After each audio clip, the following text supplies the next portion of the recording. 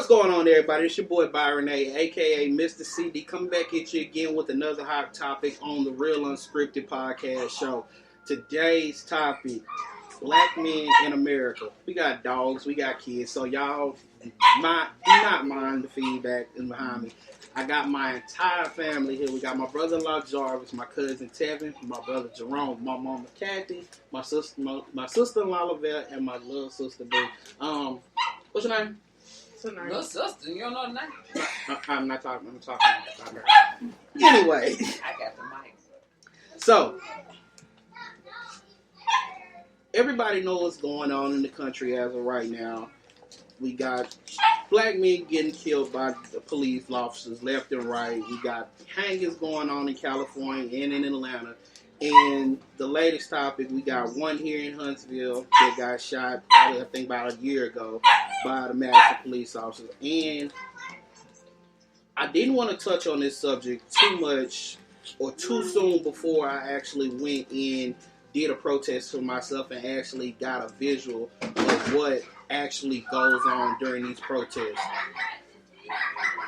Guys, some of the stuff that I saw, it broke my heart because you got people that were walking away from the protest when the police were telling them to leave, getting shot with rubber bullets. A close friend of mine got shot 5 times to a point where she had to go to the hospital the next day to get a rubber bullet removed from her leg. So I needed to touch on this because my listeners have been asking for it. So, with that being said, I think I'm going to start off with my brother Jerome. Jerome, what does Black Lives Matter mean to you? Black Lives Matter means to me that us as black men, because that's the most people that's getting killed right now, the black male. Black Lives Matter to me means it's time to take a stand on what's going on in America. You know, you have a lot of people, especially in my job, people coming to me and telling me that they understand what's going on with the black communities and everything. No, you don't. You don't understand what's going on in a black man's life. You can never tell me you understand what goes on in my shoes because you don't walk my shoes. Right. So therefore, Black Lives, it's time for us to stop killing each other and take a stand and fight for the rights, because these people are sitting up here and they're actually saying, okay, blacks killing each other, so what's the problem when we kill one of y'all? And that's the logic they're using to actually combat us at this point.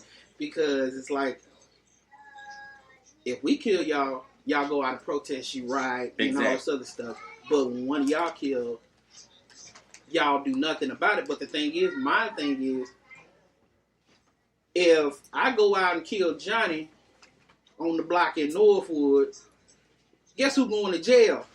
I ain't going free for 3 months. I'm not going to get acquitted for it. I'm going to jail. Yes. But if Officer Tommy decided to kill Johnny, Officer Tommy getting paid administrative leave. Exactly.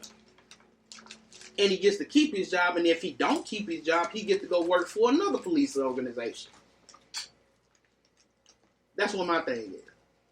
You know, I had someone tell me at work saying that it's time, if we come together more as blacks and stand up for our rights, then, you know, everything will be all right. It's not that simple. They also said that we won't go up here and fight for the cause and what's right, but we'll go up in line and stand in line half a day to get some Jordans. You know, this is what people are telling me at work. And it's kind of hard when you setting up here working with these people and you looking at them on Facebook, and they're your friends on Facebook, and you really seeing the comments that these people are actually giving. You finding out who your true friends are. Right. It comes out behind closed doors. Yep. Like my manager even said, Blue Lives Matter. No, it doesn't. At this point in time, no, it doesn't. We are getting, That man had no right to put his knee on that man's neck and kill him for a $20 counterfeit bill. And then come to find out, it wasn't even counterfeit. Exactly. But for 8 minutes and 46 seconds, this officer kneeled on a black man while he was handcuffed. So this man ain't going nowhere. He ain't going nowhere. Y'all have him surrounded by 2 and 3 other police officers. And you kneeled on this man's neck for 8 minutes and 46 seconds. This man cried out to his dead mama. Yes. That right there, looking at that video messed me up because I know how it feels to call out to a person that ain't even here no more. Yeah. With all the stuff that goes on, even though me and my son may not get along all the time, I worry about him because of the simple fact I know that he is a hot-mouthed young man. Yeah. I do know this. But I'm telling you, regardless of the differences that me and my son may have, if one of them hurt my son, we gonna have a problem. Right. That's just point blank. Yeah. Oh, I'm gonna have to say it. My cousin Mario just walked in on the podcast. Mario, Okay. Another black man. Jerome, hold that thought. Jarvis, what does Black Lives Matter mean to you?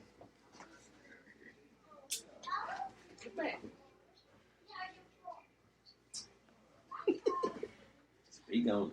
Speak on it, bro. I need time to speak on it. I give my thoughts. Black Lives to me. Tevin. Okay, Jarvis, we'll come back to you. Tevin. Black Lives Matter to me is we all got the same rights, right? Supposedly. But shit, if I come out, go to the store, all these white folks looking at me like I'm crazy. You know what I'm saying? Why are you looking at me like that? Why are you mad at me? I wasn't asked to be born black. I wasn't asked to be born here, period. You know what I'm saying? Yeah. We all got the same blood. We all bleed the same blood. It's red, right? Yeah. Just like a man. You stand up with your teeth right. So why you want to look at me down? Are you that interior? Is you that mad? Are you scared? You know what I'm saying? Mm-hmm. Why are you scared of us? That's the thing. And like, I ain't gonna lie to you. I'm 28 years old. When I see a police ride past me, I promise you, when they look at my car, I already know they finna pull me over. For what though? I ain't done nothing. Nothing at all. Yeah. It's sad though. You know what I'm saying? Because we got a whole lot of black folks out here that got to go through this. Like, I ain't been through it personally like that. But when you look at the news, folks getting killed for no reason. Now, if I go out here and shoot a white man for no reason, what's going to be the outcome? Life in prison, right? Life in prison, a death row. If you make it to the house, if you Yeah. make it to If jail. you make it to the house. Life in prison. But this white man come out here and shoot me, what he going to get? Probation. Pat on the back. That's Slap on one the less wrist. nigga gone. Congratulations. One last nigga that we got to deal with. Sure. That shit is ridiculous, bro. Real talk. You heard me? I don't know, man. You know, I'm tired of it, for real. I'm really tired of it. Right. Like, I work at my plant that I work at, man. It's majority white folks. And when I walk through there, any new person that come through that door, they'll tell them, hey, it's how they say it. It's a black man upstairs. He don't talk to nobody. Just don't fuck with him. Why the hell, you know what I'm saying? Come on, bro. Yeah. That's I'm They not my always own do that to us. I mind my that's own crazy. business. They You know, demonize us first. You come to work, do your job, don't bother nobody, and you leave. But see, the ones that tell them that is the ones that cross me. Right. I didn't cross them, they crossed me. Now, if I had went on and smacked one on them, I'd have been in the wrong. True. You know what I'm saying? True. Now, I will say this to my listeners, because I do got white listeners as well. We are not saying that all white people All white people bad. are not racist. Right. Because I got a dear friend. The guy that does my marketing for the podcast, he's white, and that's a dear friend of mine. And he's come to me on numerous occasions asking me, man, like, school me on what's really going on. I want to know. Mm-hmm. I want to get your perspective of what's really going on. The guy that does my graphic design, he's a white guy. He lives down in Louisiana. So, like I said, the purpose of this show today is not to say that, not to bash any type of white people. It's basically, at some point in time, somebody is going to have to speak up and stand up from that community and say, what the hell y'all doing is wrong. Yeah. That's going to be the only way stuff is going to start changing.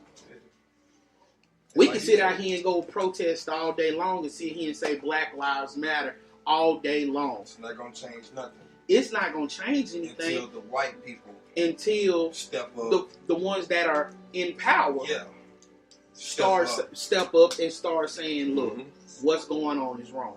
Yeah. And it's time for a change. And the people in the city of Atlanta, the cops in the city of Atlanta are pissed at this point because that's what their officials are actually doing now. Sir.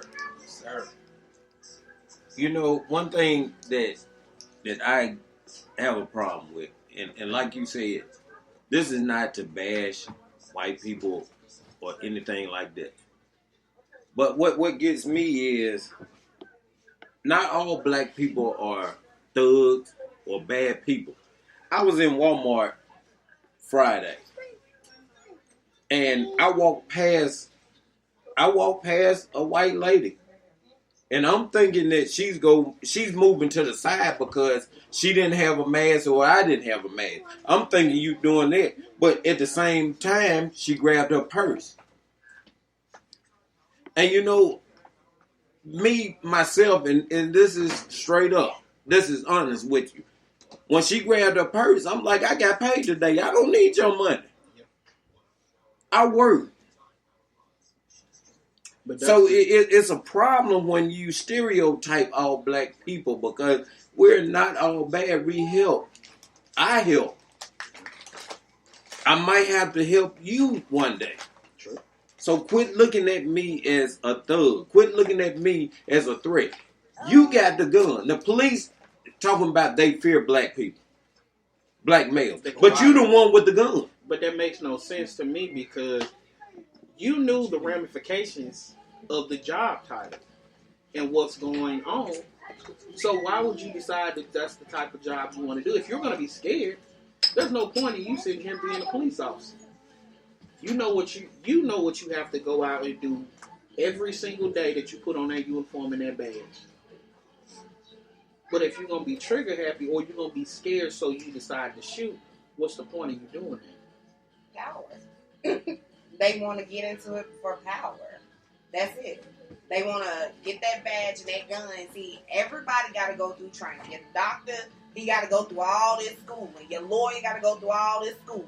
Teachers got to go through all this schooling. But the police, they go to the academy, you graduate, and you go your badge and your gun. And they walk these streets like they just the biggest pieces of shit ever. I'm sorry to say it. But it's all about power. That's why they pulling people over and like all the black guys. You got any drugs? They don't ask you, hey, how you doing, sir? You know why I pulled you over. You got any drugs in the car? Man, I'm gonna put you like this. I'm tired of being sitting out just for having dreads.